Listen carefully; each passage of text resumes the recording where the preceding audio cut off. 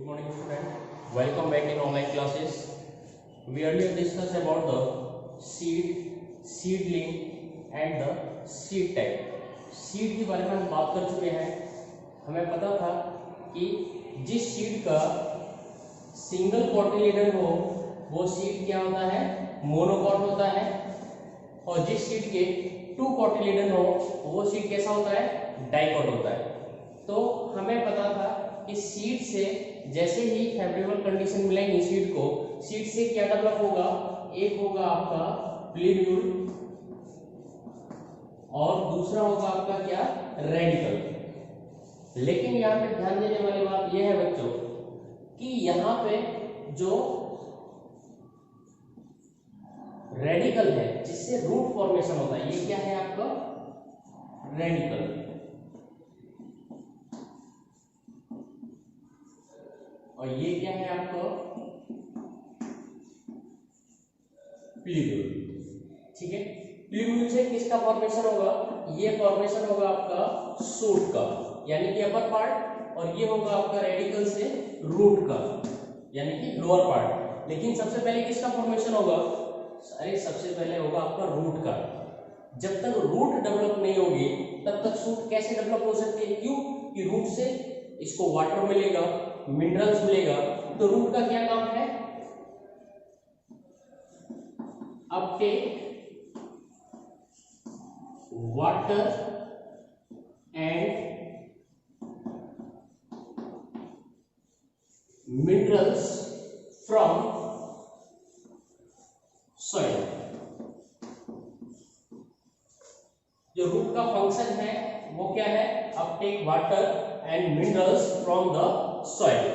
यानी कि जमीन में से या मिट्टी में से वाटर और मिनरल किसको प्रोवाइड कराना, ये अप ग्रोइंग या डेवलपिंग शूट को, तभी तो डेवलप करेगा. अरे जब किसी बच्चे को अगर पानी नहीं मिलेगा तब तो क्या वो जिंदा रह सकता है, नहीं रह पाएगा. ऐसे ही किसी प्लांट को जब तक उसको वाटर और मिनरल्स नहीं मिलेंगे तब तक वो डेवलपमेंट उसका नहीं होगा. ठीक है, तो ये चीज ध्यान रखनी है. क्वेश्चन में पूछा जा सकता है कि सीड जब सीडलिंग बनता है या सीडलिंग के टाइम पे सबसे पहले कौन सा पार्ट ग्रो करता है, तो आपका आंसर होगा क्या, रूट या फिर रेडिकल. रेडिकल से रूट फॉर्मेशन सबसे पहले होगा, उसके बाद शूट फॉर्मेशन होगा. तो हम यहाँ पे डायग्राम बना सकते हैं. मैंने बताया था कि जब तक ग्रीन कलर की लीफ नहीं हो जाती यानी कि फोटोसिंथेसिस करने लायक नहीं होते प्लांट, तब तक उसको जो फूड है कहां से मिलेगा, वो मिलेगा सीड लीफ से. सीड लीफ सीड कोट के अंदर होती है जिनको हम क्या बोलते हैं, कोटिलिडन. और number of the basis of the cotyledon present inside the seed are classified into two category. First is monocot means single cotyledon and dicot seed means two cotyledon. अगर इस सीड में दो कोटिलिडन है तो ये dicot seed होगा, और single cotyledon है तो मोनोकॉट सीड होगा. ओके, तो यहां से सपोज ये आपका रूट डेवलप हुआ सबसे पहले, फिर उसके बाद क्या होगा, आपका शूट डेवलपमेंट होगा, और ये लीफ है वो लीफ भी डेवलप होना स्टार्ट हो जाएगी. आप सभी लोग डायग्राम जरूर बनाएं और प्रैक्टिस करें डायग्राम बनाने की. बहुत आसान है बनाना, देखिए कितनी आसानी से बन रहा है. और जब ऊपर अपेक्स में छोटी पत्ती होगी और एक और छोटी सी लीफ बना दे रहे हैं. ठीक है, एक प्लांट है और ये हमारा सॉइल सरफेस है यानी कि इसके नीचे सॉइल, ये आपका क्या है, सॉइल सरफेस है. ठीक है, यहां से रूट आपका डेवलप हो गया है. अब ये जो आपका सीड है ये तब तक अटैच रहेगा जब तक ये लीव्स ग्रीन कलर की नहीं हो जाती, ये फोटोसिंथेसिस नहीं करने लगती. जैसे ही फोटोसिंथेसिस करने लगती हैं अब इसका कोई काम नहीं है, इसको हम हटा देते हैं. ये आपका क्या है, सन है, सन से सनलाइट आ रही है, और जब सनलाइट मिल रही है तो इसको क्या होगा, ये फोटोसिंथेसिस कर पाएगा। और एटमॉस्फेयर में कार्बन डाइऑक्साइड भी होती है। अरे हम जो सांस छोड़ रहे हैं वो क्या है, कार्बन डाइऑक्साइड है। क्या है, कार्बन डाइऑक्साइड। बहुत मात्रा में जो एयर है वो क्या है, नाइट्रोजन है, लेकिन कार्बन डाइऑक्साइड भी है। नाइट्रोजन आपकी बहुत ज्यादा मात्रा में हमारे एटमॉस्फेयर में, लेकिन कार्बन डाइऑक्साइड जितने भी एनिमल हैं वो रेस्पिरेशन के टाइम पे या फिर सांस छोड़ते टाइम पर क्या करते हैं, कार्बन डाइऑक्साइड रिलीज करते हैं। तो वो कार्बन डाइऑक्साइड हमारे एटमॉस्फेयर में हर जगह पे मिलेगी। ओके, नाउ अब ये सनलाइट आ रही है और वाटर कहां से मिल रहा है इसको, जमीन में से। रूट के द्वारा वाटर कहां जा रहा है, ऊपर जा रहा है।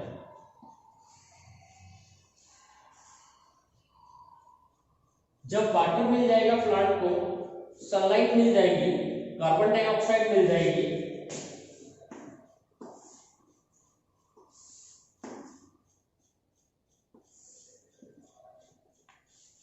तो क्या होगा, ये अपना भोजन स्वयं बना लेंगे, अपने आप बना लेंगे। और जो अपना भोजन स्वयं बना लेते हैं उनको हम क्या बोलते हैं, ऑटोट्रॉफ्स, स्वयं पोषी। क्या बोलते हैं, ऑटोट्रॉफ, स्वयं पोषी। यानी कि जो अपना पोषण स्वयं कर ले, खुद से अपना भोजन बना ले, किसी के ऊपर डिपेंड होने की जरूरत नहीं है, तो वो क्या कहलाते हैं, ऑटोट्रॉफ्स। जैसे कि प्लांट, मोस्टली प्लांट क्या होते हैं, ऑटोट्रॉफ्स होते हैं। उस प्लांट को छोड़कर, जो पैरासाइट होते हैं उनको छोड़कर बाकी मोस्टली प्लांट क्या होते हैं, आपके ऑटोट्रॉफ्स होते हैं। तो पहले तो ये डायग्राम बना लीजिए, फिर उसके बाद में इधर आपको समझाऊंगा क्या, फोटोसिंथेसिस। क्यों, क्योंकि इनको जो खाना मिलता है वो अपना खाना खुद बना लेते हैं। अरे हम भी तो डिपेंड है प्लांट के ऊपर। गेहूं, चावल, बाजरा, मक्का, चना, जितनी भी आपके किचन में आइटम मिलेगा वो सारा का सारा कहाँ से आता है, आपका वेजिटेबल, फ्रूट वगैरह सब कहाँ से आते हैं, प्लांट से ही तो आते हैं। लेकिन प्लांट कहाँ से लाते हैं, अरे भाई वो खुद बनाते हैं। आपने देखा होगा ना, वो खुद बनाते हैं। किससे बनाते हैं, वाटर से, कार्बन डाइऑक्साइड, किसकी प्रेजेंस में, सनलाइट की प्रेजेंस में। किसकी प्रेजेंस में, सनलाइट की प्रेजेंस में। ये अगर तीनों चीज प्लांट के लिए अवेलेबल है तो वो अपना भोजन स्वयं बना लेगा। ठीक है, इतना चीज ध्यान रखिए। चलिए अब हम बात करते हैं फोटोसिंथेसिस। फोटोसिंथेसिस आखिर है क्या, the process by which plant make our food are called photosynthesis. वो प्रोसेस जिसके द्वारा प्लांट अपना भोजन स्वयं बना लेते हैं वो प्रोसेस क्या कहलाती है, फोटोसिंथेसिस। पहले ये बना लीजिए और इधर हेडिंग डालिए फोटोसिंथेसिस। इसको इरेज कर देते हैं। ये चीज आपको ध्यान रहेगी ना, सबसे पहले रूट का फॉर्मेशन होता है, उसके बाद होता है सूट का।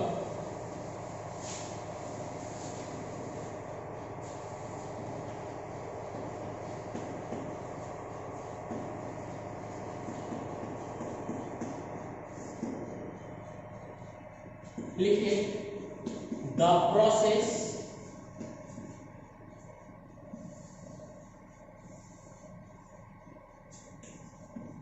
by which plants make our food are called photosynthesis।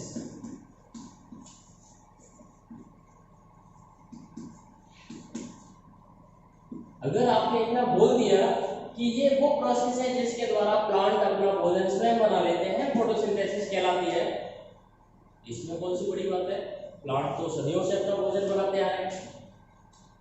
लेकिन आपको याद रखने वाली चीज कौन सी है, अरे आखिर ऐसा कौन सा रॉ मटेरियल है जिसके द्वारा प्लांट अपना भोजन बना लेते हैं। जिस प्रकार एक कुम्हार को घड़ा बनाने के लिए मिट्टी और पानी की आवश्यकता होती है, बगैर मिट्टी के बना सकता है क्या? वो नहीं बना सकता। एक मकान बनाने के लिए ईंट भी चाहिए, आपको सैंड भी चाहिए, है ना, वाटर भी चाहिए, सीमेंट भी चाहिए, आपको आयरन भी चाहिए, इतनी सारी चीजें चाहिए, तभी तो आप एक दीवार खड़ी कर पाएंगे। तो इसका रॉ मटेरियल क्या हुआ? आपका bricks, sand, iron, water, cement, ये सारा रॉ मटेरियल हुआ किसका?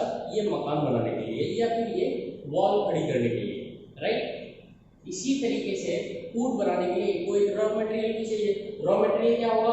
वाटर होगा, कार्बन डाइऑक्साइड होगा, और प्रेजेंस ऑफ सनलाइट ये क्या बना लेंगे? अपना भोजन बना लेंगे। तो फोटोसिंथेसिस रिएक्शन लिख दीजिएगा CO2। CO2 को हमने यहाँ पे क्या लिखा है? Carbon dioxide. तो ब्रैकेट में नीचे लिख देंगे कार्बन डाइऑक्साइड प्लस, और क्या है? वाटर है, H2O। वाटर का फॉर्मूला क्या होता है? H2O।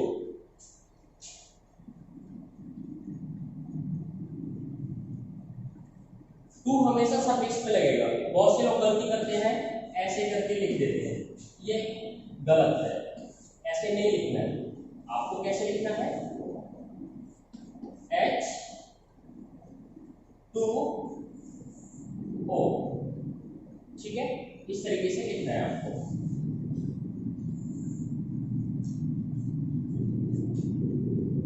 रॉ मटेरियल क्या था आपका? कार्बन डाइऑक्साइड और water. In presence of sunlight and chlorophyll, क्या है? क्लोरोफिल। जो क्लोरोफिल है वो कहाँ मिलेगा? अरे भाई, जो आपकी जो ग्रीन लीव्स है ना, ये ग्रीन क्यों है? ये जो लीव्स है आपकी, ये किस कलर की है? ग्रीन कलर की है। अब ये ग्रीन कलर क्यों है? जब ये सीडलिंग था, जब ये इस बीज में से या सीड में से ये पौधा निकल रहा था, उस टाइम में तो इसका कलर डिफरेंट था, लेकिन फिर ग्रीन हो गया। अरे ग्रीन जो कलर होता है वो किसकी वजह से होता है? वो होता है क्लोरोफिल की वजह से। किसकी वजह से? क्लोरोफिल। और क्लोरोफिल ये वो जगह है जहां पे आपका कार्बन डाइऑक्साइड और वाटर कंबाइन हो जाएगा, मिक्स हो जाएगा, और क्या बना देगा? फूड, यानी कि ग्लूकोज बना देगा। अरे हम जो गेहूं खाते हैं, गेहूं का आटा खाते हैं या चावल खाते हैं या फिर आलू खाते हैं, पोटैटो वगैरह, इससे हमें क्या मिलता है? एनर्जी मिलती है। एनर्जी मतलब ग्लूकोज मॉलिक्यूल मिलते हैं जिससे हमें एनर्जी मिलती है, ठीक है। तो ये वही ग्लूकोज का फॉर्मेशन होगा। यहाँ पे हम जो फ्रूट खा रहे हैं या फ्रूटी पी रहे हैं, इससे हमें क्या मिलता है? कि हमें एनर्जी आ जाती है। अरे उसमें होता है ग्लूकोज, हर फ्रूट में ग्लूकोज होता है। तो ये ग्लूकोज आपका यहाँ बनेगा, जिसको हम बेसिकली क्या बोलेंगे? फूड। अभी हम छोटी क्लास में है तो उसको फूड बोलेंगे। कि कार्बन डाइऑक्साइड वाटर ने क्या बना दिया? फूड बना दिया। किसकी वजह से? सनलाइट और क्लोरोफिल की वजह से।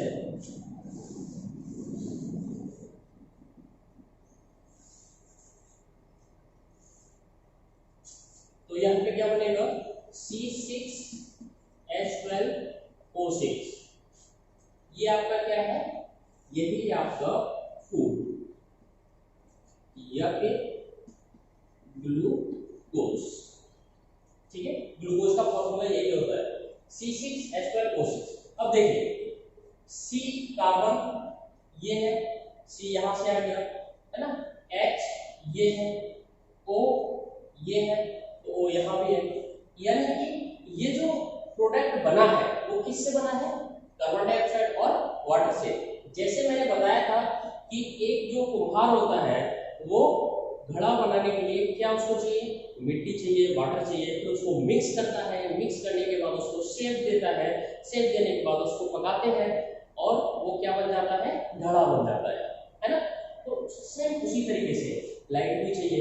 कहाँ पे? क्लोरोफिल में होगी ये प्रोसेस। क्लोरोफिल कहाँ मिलेगा?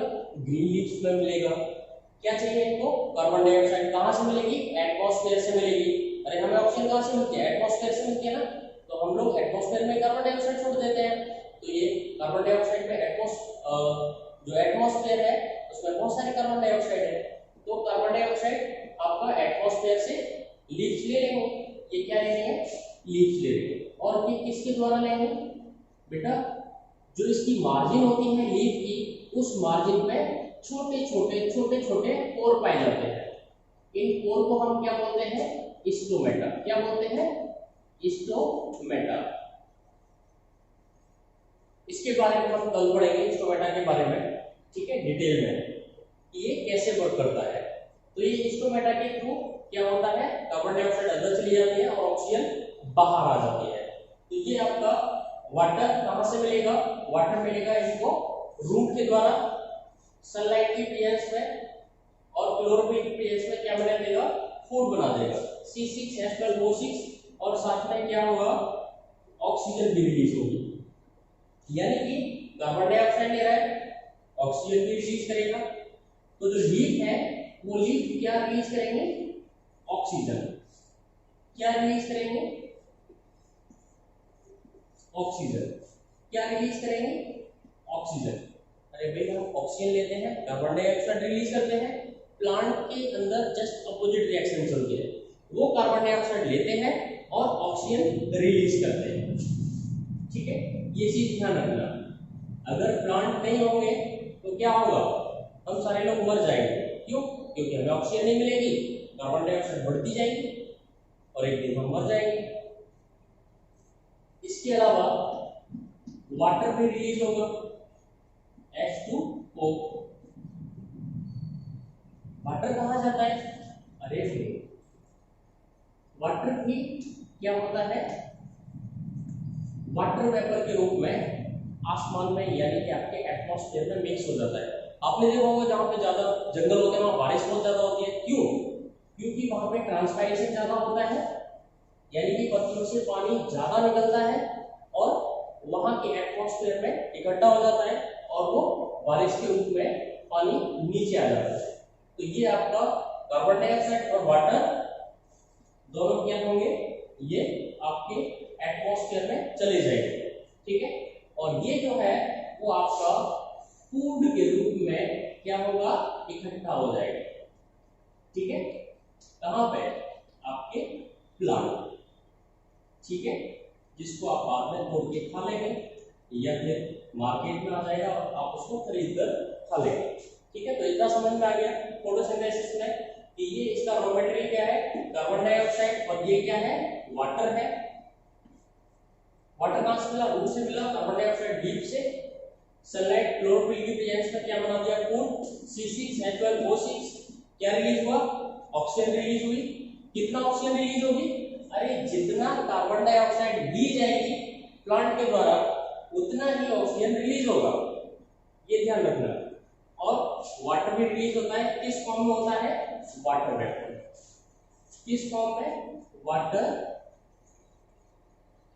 वेपर, यानी कि वाष्प के रूप में, भाप के रूप में पानी ऊपर निकल जाता है।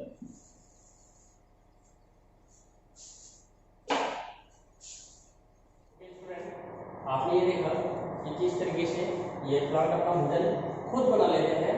Plant make our food, this process are called photosynthesis. CO2 plus H2O, sunlight chlorophyll, C6H12O6, O2 plus H2O। यानी कि ये आपका क्या है? रॉ मटेरियल है। कभी ऐसे भी क्वेश्चन पूछ सकता है, what is the raw material during photosynthesis in plant? Raw material क्या है? ये है आपका carbon dioxide, CO2 plus H2O। ये क्या है? रॉ मटेरियल, यानी कि कच्चा माल, रॉ मटेरियल। जितनी भी फैक्ट्रीज वगैरह होती है वहां पे जो भी चीज बनती है, जब प्रोडक्शन होता है उसके लिए कुछ ना कुछ तो कच्चा माल आता होगा। तो वो कच्चा माल फूड बनाने के लिए प्लांट को क्या है? ये कार्बन डाइऑक्साइड और वाटर चाहिए। तो वाटर सॉइल से मिलेगा, कार्बन डाइऑक्साइड किससे मिलेगी? एटमॉस्फेयर से। किसके द्वारा लेते हैं? स्टोमेटा के द्वारा। हम लोग नॉस्ट्रिल के द्वारा सांस लेते हैं, माउथ से भी ले लेते हैं कभी कभी। तो ये किसके द्वारा लेते हैं? स्टोमेटा। स्टोमेटा क्या है? जो ये लीफ होती है,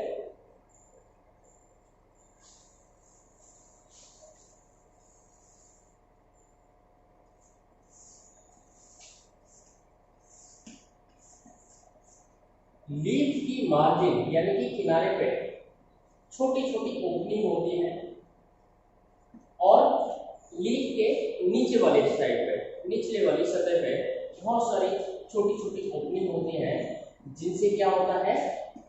ऑक्सीजन बाहर निकलती है, कार्बन डाइऑक्साइड अंदर आती है, CO2,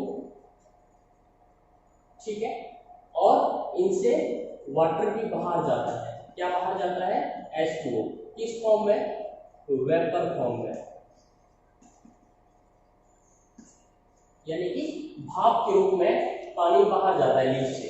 तो ये मार्जिन पे और लोअर सरफेस पे जितने भी ओपनिंग होती है, और ये हजारों की संख्या में हो सकती है, 1000 की संख्या में एक लीफ पर हो सकती है। बहुत ज्यादा, बहुत छोटे छोटे पोर होते हैं। जिस तरीके से आपके जो स्वेट आता है, पसीना आता है ना, लेकिन आप उसकी जो पोर होते हैं उससे पसीना निकलता हुआ नहीं देख सकते। जब आप एटमॉस्फेयर जहाँ पे आपकी हवा बहुत चल रही हो, पसीना तब भी निकलता है, लेकिन वो सूख जाता है, आपको दिखाई नहीं देता, ठीक है। ऐसे ही प्लांट से यानी कि लीफ से वाटर बाहर जाता है, लेकिन आपको दिखाई नहीं देगा क्योंकि वो वेपर फॉर्म में जाता है, ठीक है। कार्बन डाइऑक्साइड भी बाहर निकलती है, हम लोग उसका कोई कलर नहीं होता इसलिए नहीं देख सकते। ऑक्सीजन जिस तरीके से हम लोग लेते हैं, तो वैसे ही प्लांट ऑक्सीजन छोड़ते हैं, हम कार्बन डाइऑक्साइड छोड़ते हैं, तो प्लांट कार्बन डाइऑक्साइड लेते हैं। यानी कि प्लांट एक बैलेंस बना के रखे हुए हैं हमारे एटमॉस्फेयर में। अगर क्या होगा, अगर सारे प्लांट को क्या किया जाए, नष्ट कर दिया जाए, तो क्या होगा? एक दिन ये जितना भी जीवन है, जितने भी एनिमल है, वो सारे डेड हो जाएंगे। क्यों? क्योंकि उनको ऑक्सीजन पर्याप्त मात्रा में नहीं मिलेगी, सफिशिएंट अमाउंट में ऑक्सीजन नहीं मिलेगी। तो हम बात कर रहे थे raw material CO2 plus H2O हो गया, ठीक है। इसके बाद हम आपको बताना चाहेंगे कि जिस तरीके से सीड होता है, सीड से सीडलिंग बना, जैसे ही यंग प्लांट होगा, अब क्या होगा?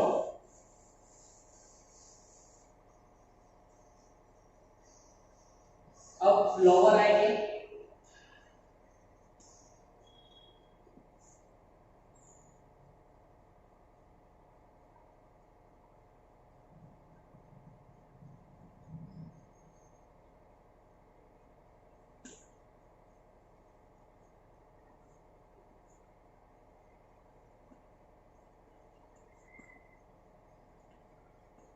इस तरीके से फ्लावर आएंगे। इन फ्लावर के अंदर सीड फॉर्मेशन क्या होता है? Pollination, the transfer of pollen grain from the anther to stigma. तो पॉलिनेशन होने के बाद जब वो फ्यूज हो जाएंगे आपका मेल और फीमेल के बीच, तो क्या होगा? ये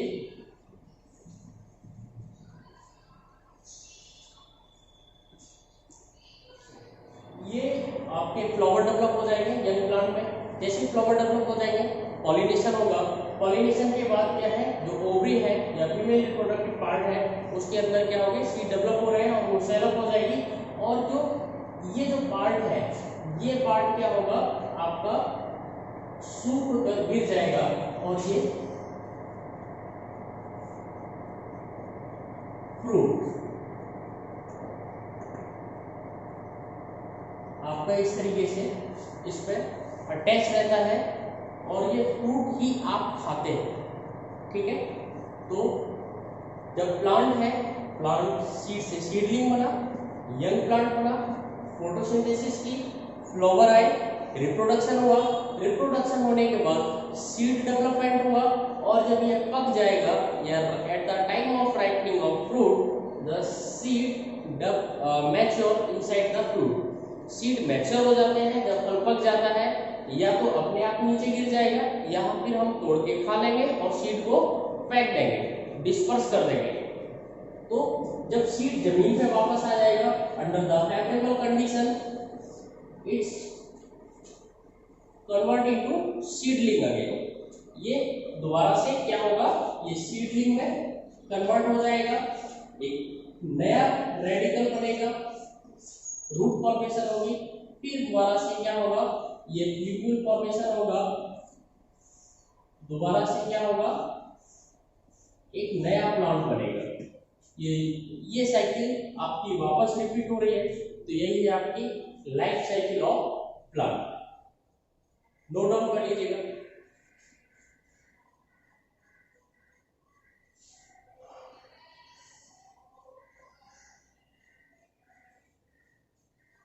यहां पे जो सबसे मेन चीज है वो है आपका क्या, फोटोसिंथेसिस, राइट। फोटोसिंथेसिस आपको रिएक्शन याद होनी चाहिए। और क्या याद होना चाहिए, वाटर कहां से मिलेगा, रूट से मिलेगा। कार्बन डाइऑक्साइड कहां से मिलेगी, एटमॉस्फेयर से मिलेगी। वाटर कहां रिलीज होगा, एटमॉस्फेयर में रिलीज होगा। ऑक्सीजन कहां रिलीज होगी, एटमॉस्फेयर में रिलीज होगी। तो ये सारी चीजें आपको पता होनी चाहिए। जब तक सनलाइट नहीं होगी तब तक पूरी फोटोसिंथेसिस प्रोसेस नहीं चलेगी। अगर किसी प्लांट को हम एक अंधेरे कमरे में बंद कर दें या फिर एक अनट्रांसपेरेंट पॉलीथीन से उसको ढक दें, सनलाइट बिल्कुल न मिल पाए, बिल्कुल अंधेरा ही अंधेरा हो, तो प्लांट क्या होगा, मर जाएगा, फोटोसिंथेसिस नहीं कर पाएगा।